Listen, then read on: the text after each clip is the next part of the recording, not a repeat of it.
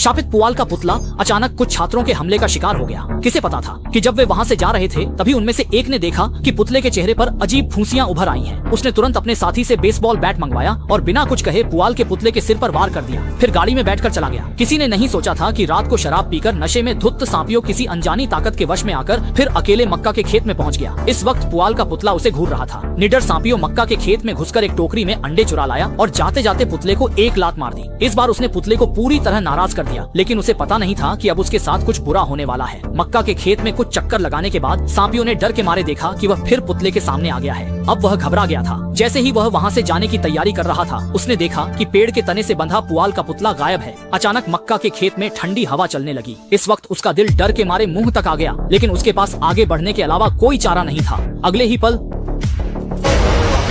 ये देखकर सांपियों इतना डर गया कि बेहोश होकर गिर पड़ा।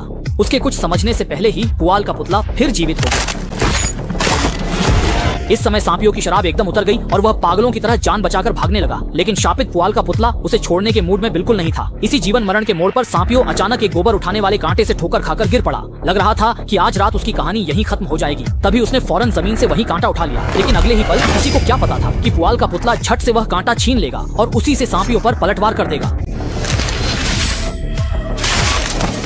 अजीब बात यह थी कि सांपियों के शरीर से खून नहीं निकला, लेकिन उसकी देह पर कहीं कहीं पुआल उग आया था। संकट में वह किसी तरह डरावने मक्का के खेत से बाहर निकल आया, लेकिन अब बहुत देर हो चुकी थी। इसके बाद और भी डरावना दृश्य सामने आया। सांपियों के मुंह से तेजी से पुआल निकलने लगा और उसकी शक्ल में भी आंखों के सामने भयानक बदलाव आने लगे। उसकी बाईं हथेली की त्वचा को पुआल ने चीर डाला। घबराहट में वह पूरी तरह पागल हो गया। पलक झपकते अगली सुबह हो गई। दो छात्र जब मक्का के खेत में खेलने आए तो उन्होंने देखा कि सांपियों अब खुद पुआल का पुतला बन चुका था।